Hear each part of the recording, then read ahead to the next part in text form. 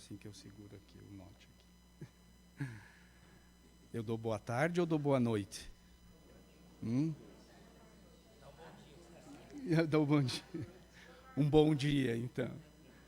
Queridos, pela segunda vez que venho até a Irradiação Espírita Cristã, aonde numa reunião da Centro-Oeste, organizada pela FEB, naquela época a Ivana estava aqui há pouquinho, né? Fazia parte da federação também, e nos organizou um almoço com a maestrila, é isso, Juquinha? Maestrila, Bianca. E nós fomos blindados no almoço com as músicas do coral. Olha que bacana, né?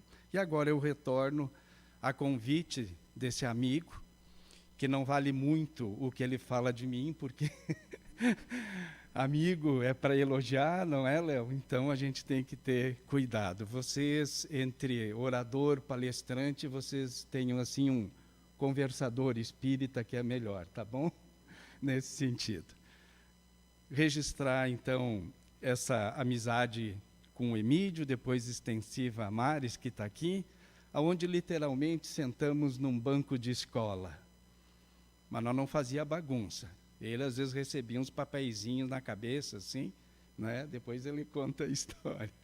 E tivemos essa convivência numa pós-graduação muito sadia, até frequentávamos lá no seminário da pós-graduação, um colégio católico, onde as freiras nos cuidavam com muito carinho, fazendo até a comidinha que a gente encomendava, né? Então era muito, muito bacana. Emídio, de tão fã, trouxe os livros para vocês me autografarem depois, viu? Então, deixar aqui esse registro, um abraço no coração desse casal amigo, a minha esposa que me acompanha está aqui também, já confraternizando com eles. É uma satisfação enorme. Até eu vou largar aqui o notinho aqui para a gente... Eu vou contar uma história antes. Gente, eu participei de um coral. E qual é a minha frustração de vida? Estou lá pelo primário, segundo, terceiro ano primário, e o colégio, interior do Rio Grande do Sul, e o colégio tinha um coral muito especial, que até a vestimenta era diferente, até no dia 7 de setembro se desfilava com toda essa pompa, né? Uma camisinha listadinha, azulzinha e branca, com uma gravatinha vermelha. E a professora vai fazer o teste para ver aqueles que tinham voz para participar do coral. E lá fui eu na fila, contente, ilusão de criança. A professora faz o teste e me separa num grupinho onde tinha menos aluno. Eu me senti o máximo, né? Eu digo, é agora.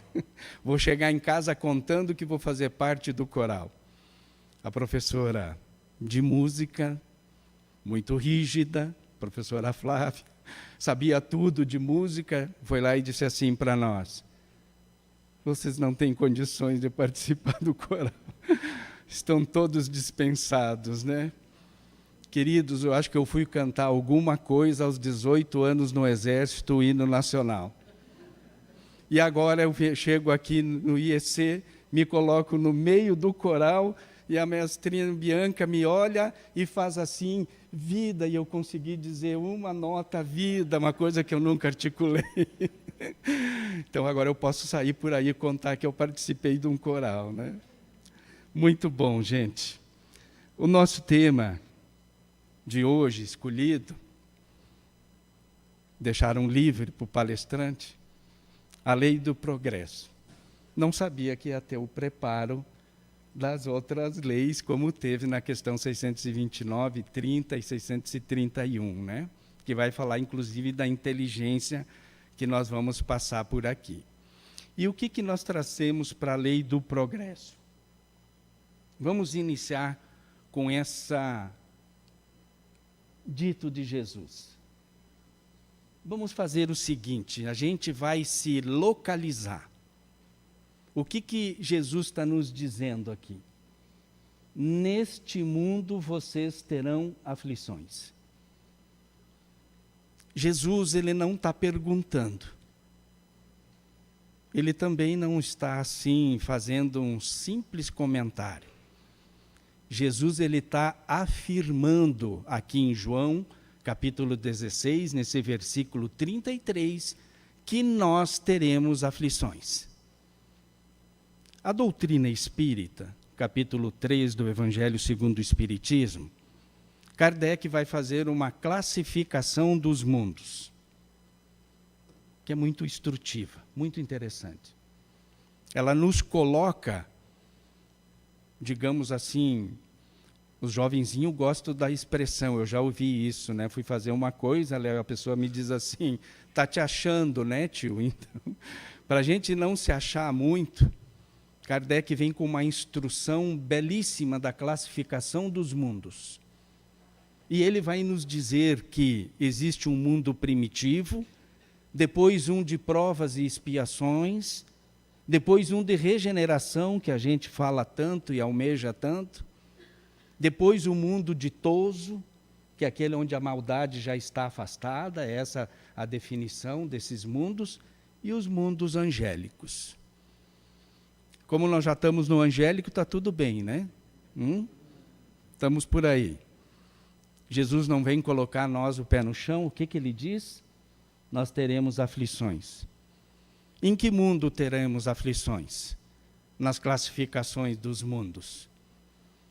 O primitivo e o provas e expiações, aonde nós estamos. Mas Jesus, ele é amoroso de tudo, né? Ele é magnânimo nos seus ensinamentos. Ele não deixa o ensinamento só com a preocupação. Como a gente tem que parar, comentávamos, né, Emílio, ontem, e definir algumas coisas do Evangelho, inclusive algumas palavras para extrair o que se fala muito nos estudos do Evangelho Redivivo, que é extrair o espírito da letra. Jesus, ele diz que teremos aflições, mas logo depois ele diz para nós, ter bom ânimo. Ele pede isso para nós. E mais, ele vai completar digamos, a preocupação que ele lançou para nós. E Jesus não lança só por preocupação, ele lança como instrução, ele está dando um ensino. Jesus, ele não dá um passo em vão. Jesus, ele não diz uma palavra em vão. Ele está para puxar essa humanidade, nós, os espíritos, à evolução. E aí ele pede para nós termos bom ânimo.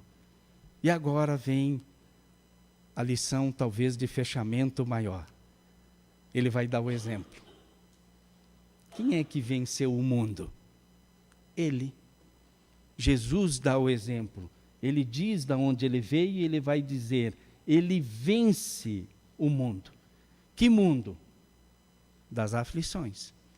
O mundo que nós estamos hoje aqui encarnados. Então Jesus faz esse chamativo para nós, ele pede para nós termos o bom ânimo. Quem é que aqui já não passou as adversidades que a vida se coloca nesse mundo de provas e expiações? Enfrentamento que podemos ir da vida material, como a vida financeira, quantas quebras às vezes na vida. Próprio exemplo de Kardec, Emílio, eu fui estudar, coitadinho, Kardec quebrou umas 3 vezes no mínimo, ele ficou zerado. Né? Nós mesmos, com as condições de doenças dos nossos entes queridos, quantas vezes. E esse caminhar, então, nesse mundo de provas e expiações, que a música cantada aqui pelo coral vai dizer que tudo foi feito por Deus. Nosso Pai Criador, de infinito amor, diz a música. Que lindo, né? Então, se Deus fez tudo e a música diz, e nós sabemos disso, as aflições fazem parte dessa nossa evolução. É bom compreender para a gente entender. Aqui, eu separei uma figura lá da internet desse mestre querido. A intenção é trazer Jesus, o seu manto, várias bandeiras representativas das outras nações, inclusive a nossa, representando essa figura que venceu o mundo, nas próprias palavras dele. E nós vamos deixar uma pergunta para nós tentar responder ela. Jesus nos convida a ter ânimo para vencer o mundo e ele dá o exemplo que é ele. E a gente perguntar como Jesus venceu o mundo. O que esse ser iluminado fez para vencer o mundo? Então vamos deixar essa pergunta no ar. O que Jesus fez? A gente coloca aqui também o que é guia e o que é modelo. E por que e não quem? Porque nós vamos seguir os passos do codificador na primeira questão do Livro dos Espíritos, que vai dizer, vai nos perguntar que é Deus e não quem. Que é muito mais do que quem, né? Essa entidade divina, nosso Pai Criador, mais uma vez na referência da música do coral. Muito bem, leis morais. A pré-lição feita por a irmã já trouxe as 3 questões do livro dos... A gente não combinou, viu? Né? Sobre as leis morais. Alguns dizem que são 10 leis. Para mim, são 11. Vamos contar? E por que será? Porque a última é boa. A última, no meu entender, abrange todas as demais. Capítulo 1, lei divina ou natural. 2, lei de adoração. 3, lei do trabalho. 4, lei de reprodução. 5, lei de conservação. 6, lei de destruição. Olha que interessante, a doutrina nos ensinando que existe uma lei de destruição. Que doutrina, né? Lei de sociedade, o capítulo 7, e o capítulo 8, lei do progresso, que é o nosso tema de hoje. Questões 776 a 802. Mas nós não vamos nos restringir só nessas questões, por uma simples razão. Porque a lei do progresso está incutida em todas as passagens da criação de Deus, e inclusive nas questões do Livro dos Espíritos. Tudo nos convida, tudo nos convoca, se é a melhor palavra, a esse progresso. Nós vamos ver como é que ele se dá. Não tenho pretensão, viu, Maris, de esgotar o tema. Não é para fazer isso. Muito pelo contrário. Talvez deixar até mais curiosidade para depois ir buscar. Mas tem algumas definições, né, que a gente tem da doutrina. Então, a lei do progresso, depois a 9 é a lei de igualdade, a 10 lei de liberdade. Então, falam em 10 leis. É 10 ou é 11? Porque Kardec coloca a codificação com a 11ª, que vai dizer, e eu acho que abrange todas as demais, é o guarda-chuva que abrange todas as demais leis de justiça, de amor e caridade. Por isso, então, que são 11 leis morais que Kardec, a codificação, nos traz. E qual que é o raciocínio que o homem de bem deve fazer na questão 630, 631 da pré-lição da irmã? Karina, é isso? Karen. Fez e traz para nós que nós temos que usar inteligência para bem e para mal. A questão é a 918. Kardec está preparando a questão 919. Talvez é a questão mais famosa do Livro dos Espíritos, né? Será que a gente pode dizer isso? Tem questão famosa? 919, ela é conhecida, mas tem outras também bastante. Que diga 625, né? O modelo e guia, Jesus, né? Está lá na 625. Vocês não fiquem preocupados, eu decoro o número, viu? Para vir falar aí depois. E a 918, preparando a 919, aonde Kardec vai perguntar assim: qual é o meio prático que eu ainda nesta vida, neste mundo de aflições que Jesus venceu, eu evoluo? Aí vem uma resposta um tanto, eu diria enigmática, Emídio. Um tanto assim, um sábio da antiguidade vô-lo disse: conheça-te a ti mesmo. O que Kardec vai responder, fazendo a questão 919A? Impressionante, o codificador diz assim: eu concebo essa máxima, mas não me satisfaz. Eu sempre fico pensando, Léo, Kardec concebe, eu fico imaginando, conheça-te a ti mesmo, eu já tenho que buscar vários livros, inclusive escritos aqui pelo amigo escritor, para eu poder definir, né? Essa máxima lá dos pórticos de Delfos, já tratada, que o homem, para evoluir na antiga Grécia, né? Lá do filósofo da antiguidade, então é Sócrates dizendo que nós temos que nos conhecer para poder evoluir. Então não é conhecer o outro, a máxima ela é profunda, é eu, conheça-te, é para mim. Ok, Kardec é sensacional, ele é um pedagogo, e ele vai fazer várias perguntas, às vezes, do mesmo tema, para extrair dessa espiritualidade, eu diria até a verdade, nas mínimas linhas. Ele responde: eu concebo essa máxima, mas eu quero o meio prático. Quem é que aparece para responder? Nada menos do que Santo Agostinho, né? A resposta é um tanto extensa, mas ele vai dizer como ele fazia e deixar 3 reflexões para nós. Santo Agostinho diz assim: meio prático, fazei o que eu fazia enquanto estava na terra. Antes de dormir, eu fazia um balanço do meu dia. O que é o balanço do dia? Passava o dia a limpo e fazia 3 perguntas. Se eu tinha pecado ou ofendido a Deus, se eu tinha ofendido o próximo, e a terceira, que é impressionante, se eu tinha maculado a mim mesmo. O conhecer-se a si mesmo. Então Kardec extrai da espiritualidade o meio prático de evolução. Qual é a pergunta que a gente deixou no ar de Jesus? Como Jesus venceu o mundo? E Kardec faz a questão. O meio prático está aí.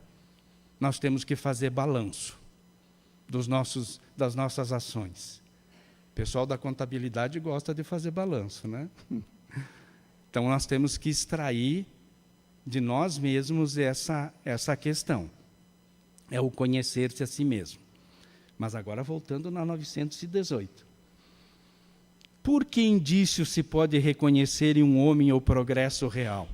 Olha a palavrinha progresso na questão. Que lhe levará o espírito na hierarquia espírita.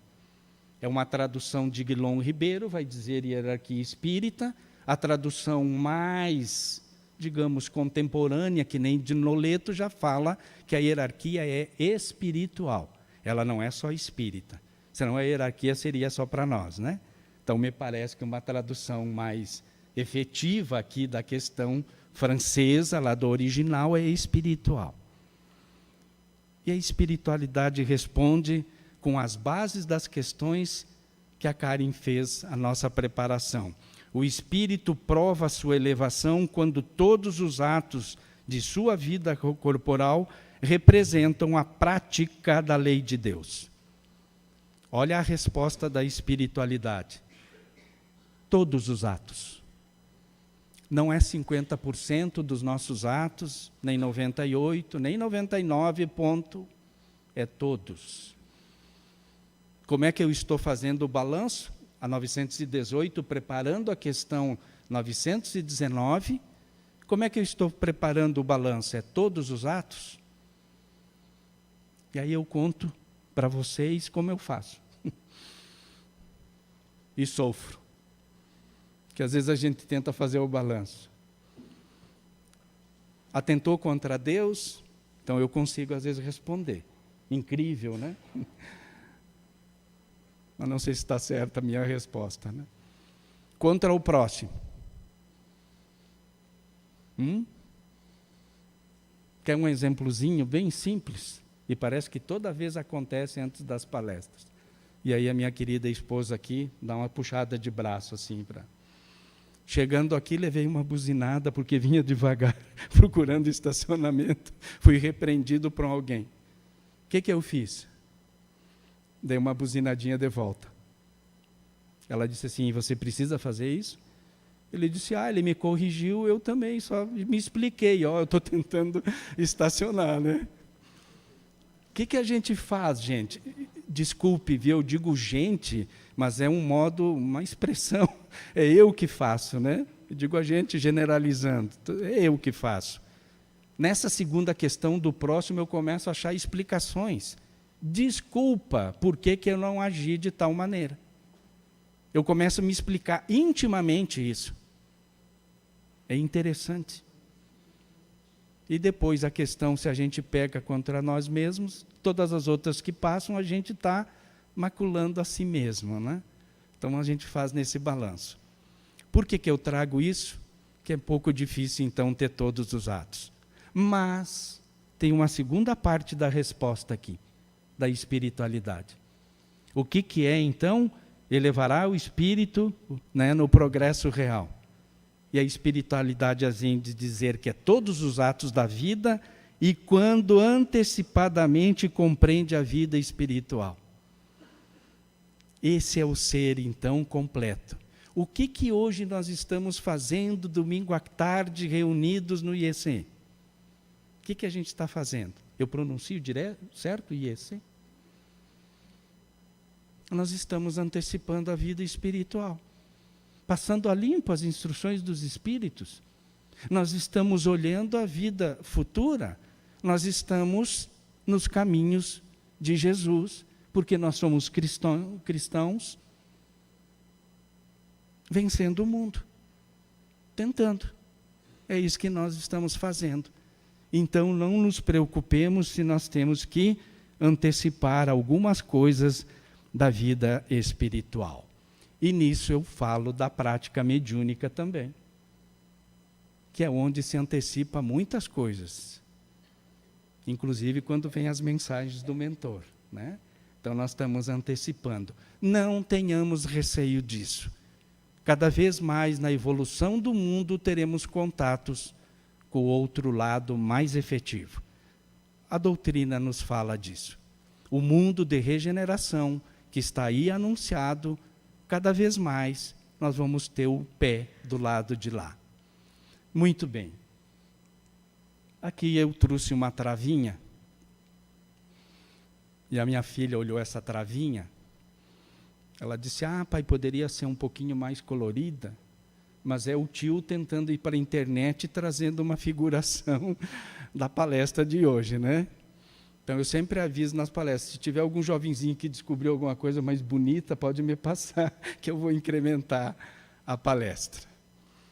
A tentativa aqui, gente, é demonstrar, fazer nós pensarmos um pouquinho nesse progresso. E o que será que pode ser aqui essa trava com esse apoio bastante sólido e aonde a gente observa de que ela só vai para um sentido. A gente não consegue colocar ela no dentinho adiante. Ou melhor dizendo, no dente anterior. O que será que isso nos significa? Tem esses dentinhos que a gente já pode ir antecipando, depois eu vou trazer a descrição, né? A colinha que eu fiz aqui da travinha. A gente tenta movimentar ela. E esse pedalinho aqui é para isso. Aí nós vamos fazer umas questões mais simples, tentando responder essa questão. Mas vamos fazer suspense. Questão 118. Tem a ver com a travinha. Esse é um assunto, gente, que Kardec foi várias vezes na espiritualidade para trazer. E a gente até vê que às vezes tem uns assuntos que a espiritualidade vai dizer assim, a gente já disse isso, mas Kardec insiste. E cada vez que ele insiste, extrai mais lições. E o que é a questão 118? A 119, a 778, a 805? É essa a questão. Pode um espírito degenerar? Nós podemos movimentar a nossa travinha para trás? Que pergunta, hein, gente? E pesquisando em outras filosofias e outras doutrinas, esse instituto divino que Kardec nos traz aqui, amigo Emílio, não encontrei. Se alguém encontrar coisa parecida, eu aceito a instrução até para aprender com outras doutrinas.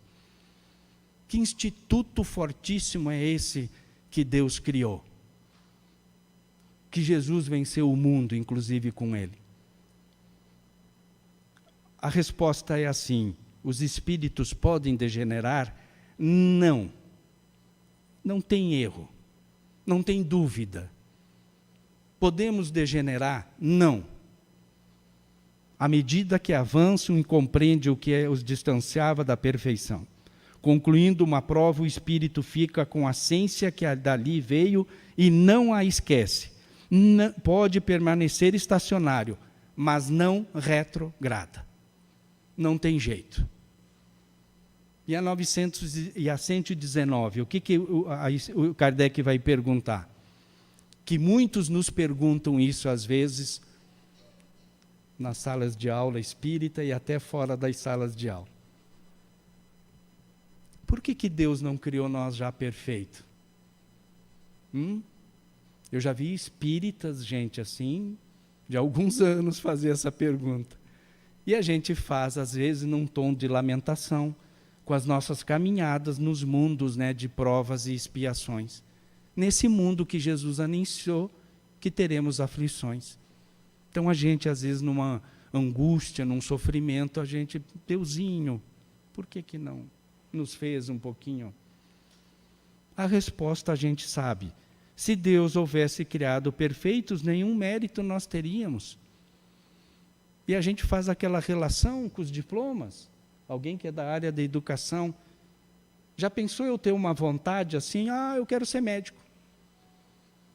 Tá, papai vai lá, compra o diploma, ou adquire, ou eu vou lá, alguém me dá, e eu estou lá com o diploma.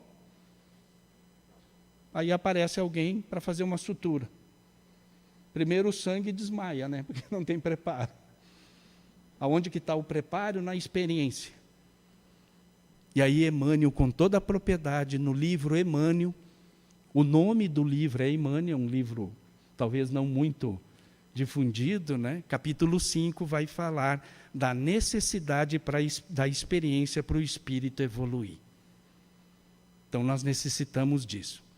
Na questão 118, a certeza que a gente não retrograda. Vamos ver o motivo agora. Por que nós não retrogradamos? Por que, afinal, a gente não dá marcha ré? Quem é que fez isso? Pode o homem retrogradar para o estado de natureza? Voltar lá à sua infância primitiva, como um ser? Não. As duas questões não tem jeito. Lacônica, não. O homem tem que progredir incessantemente e não pode volver ao estado de infância.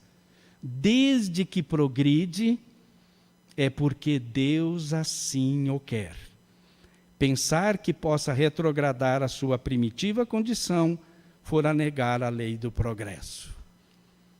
Que alívio, gente.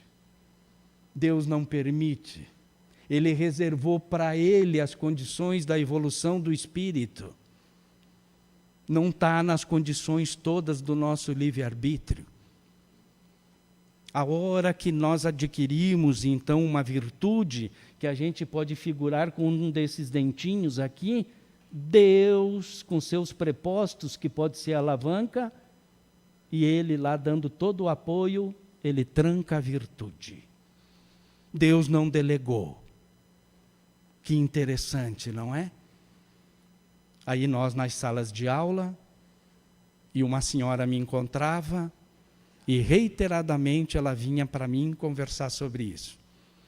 Aí ela chegava assim, mas Moroni, a propósito, aquela história que o espírito não retrograda, sabe que para mim não. E por que ela dizia isso? Porque para ela, de alguma maneira, o espírito poderia decair, né? A palavra de algumas outras doutrinas. O anjo decai, ele está perfeito, mas ele pode cair. O que a nossa doutrina diz que não é impossível. Porque Deus assim o quer. E um dia, chegando num lugar, ela estava lá, aí eu pedi um auxílio para a espiritualidade, né, uma inspiração. Eu digo, a senhora vai vir com a pergunta de novo, e eu vou tentar explicar isso. Aí, como a gente decora, tenta dizer as coisas que está decorada. Ela não se satisfazia, não, as questões, a gente lembrava tudo. E aí eu lembrei da história de vida dela. Uma história sofrida, o ex-marido, hoje, graças a Deus, está bem, um pouquinho melhor dizendo, com o vício do álcool bastante acentuado. E aí a minha pergunta veio, a senhora teve uma história de vida sofrida com o marido, com o vício do álcool, não esteve? Sim, bastante. O senhor sabe disso, eu já falei e tal. E eu perguntei para ela, e a senhora já se perguntou por que a senhora não tem o vício do álcool? Talvez estejamos outros, né, mas aquele? Gente, eu não esqueço da resposta dela. Profunda, simples assim, mas ela puxou lá do ser dela, lá do coração. Ela fez um olhar para cima e disse assim, mas é que eu não tenho vontade? Nunca tive. Muito bem. E da onde ele tem vontade e a senhora não? Aí ela olhou para cima de novo, pensou, porque talvez eu já curei isso, né? Eu adquiri as condições para não ter o vício. Eu digo, isso, está aí. E quem é que colocou essa travinha para a senhora não ter vontade do vício? Questão 778, Deus reservou para ele. A hora que a gente atinge, então, as condições de progresso para aquele determinado vício, Deus não deixa voltar. Aí, em outras aulas, alguém perguntou assim, mas Moroni, se utilizar o livre-arbítrio e quiser beber, tomar todas, como diz, tá bom, pode usar o livre-arbítrio. O que vai acontecer o outro dia? Esse ser que usou o livre-arbítrio, mas ele não tem a necessidade, ele já travou a virtude. No mínimo, uma grande dor de cabeça, né? Uma ressaca enorme é o que ele vai sentir. E daí vai passar muito tempo sem poder até sentir o cheiro, porque está a travinha que Deus colocou.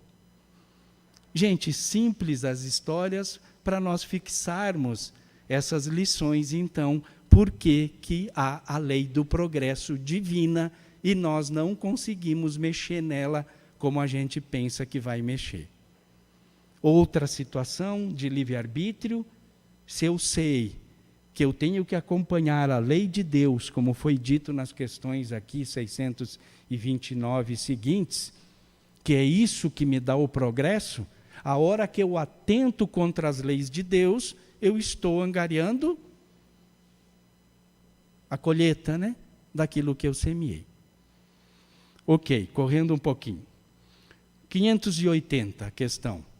O espírito que encarna para desempenhar determinada missão tem apreensões idênticas às de outro que faz por provação?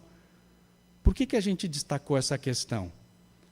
Até para a gente, digamos, treinar um pouquinho para não falar muito da vida dos outros, né? De novo, eu ir fazendo a expressão a gente, quem faz sou eu, né? A questão 580, a gente olha a vida do outro. Nossa, mas a vida dele é tão boa. A grama dele está sempre verde, não é assim que é? A da gente aqui está sempre sofrida. Por que a dele é assim e a minha? Então nós temos uma tendência de fazer essa análise nesse sentido. E o que é a missão? A espiritualidade responde não porque traz a experiência adquirida. O que Emmanuel vai dizer sobre experiência lá no livro Emmanuel, capítulo 5? Que é a experiência que nos dá as condições de elevação. E quantas vezes nós temos que experienciar?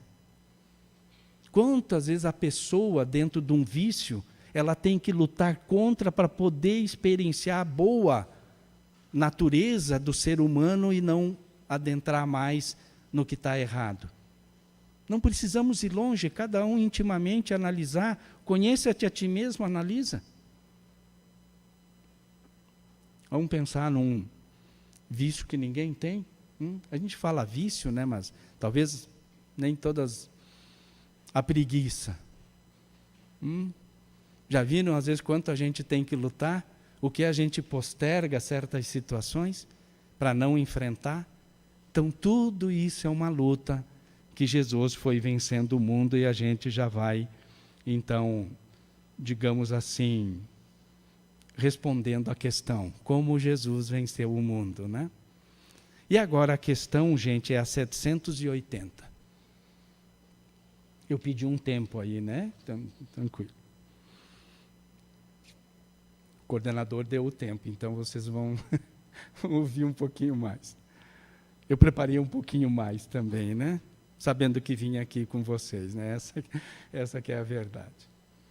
A questão 780. O que essa questão vai nos trazer? O que ela nos traz de reflexão? É outro instituto que a doutrina espírita, instituto divino que a doutrina espírita revela. Nós já ouvimos falar ele várias vezes. O progresso moral acompanha o progresso intelectual, decorre deste, mas nem sempre o segue imediatamente. O que essa questão está nos dizendo?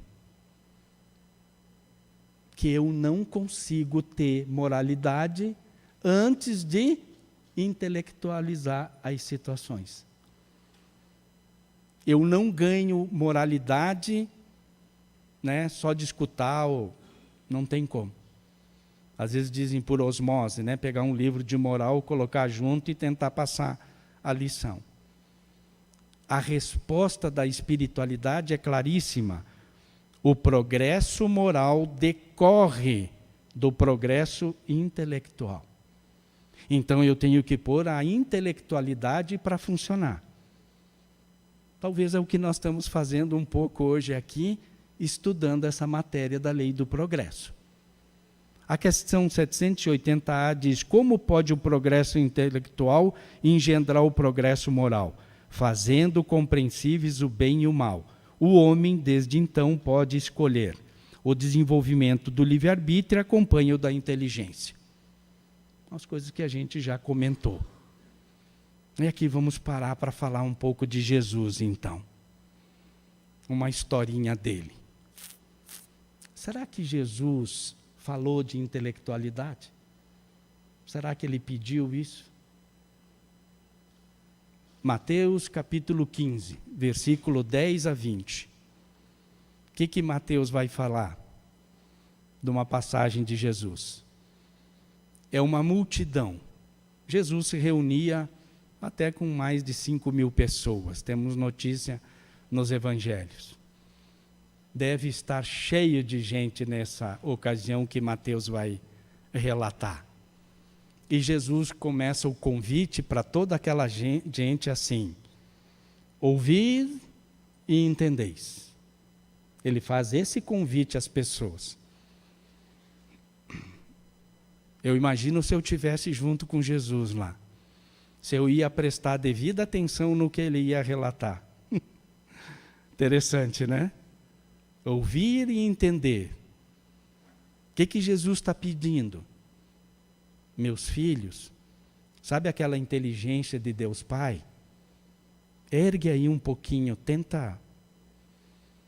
E aí Jesus diz assim: o que entra na boca não macula o homem, mas sim o que sai. Então está um pouco figurativo. O que entra são as alimentações e o que sai é as nossas palavras. Vamos resumir assim. Mas será que aquela gente vai entender isso?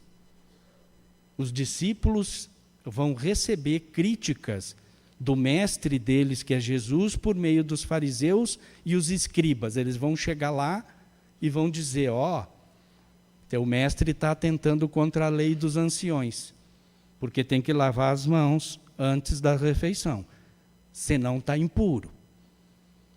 E aí imaginemos a época, gente, de Jesus. Aquela multidão que quiçá tinha água para saciar a sede e lavar as mãos de todo mundo, né?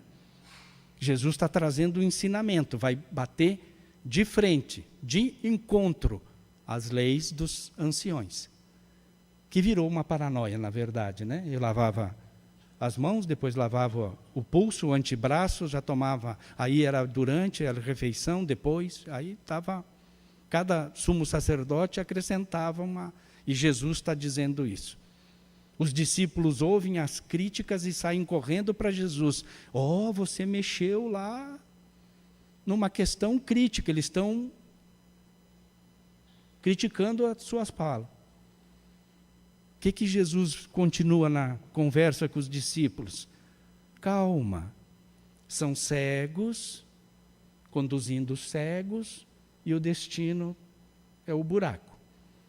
Então eles não estão sabendo o que é. Eu, que convidei vocês a ouvir e entender, estou dizendo que não macula.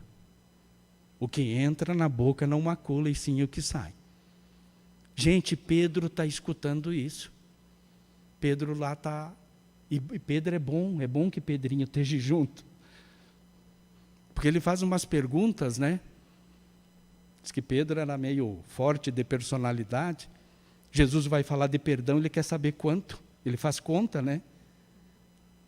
Então, Pedro é bom que esteja lá.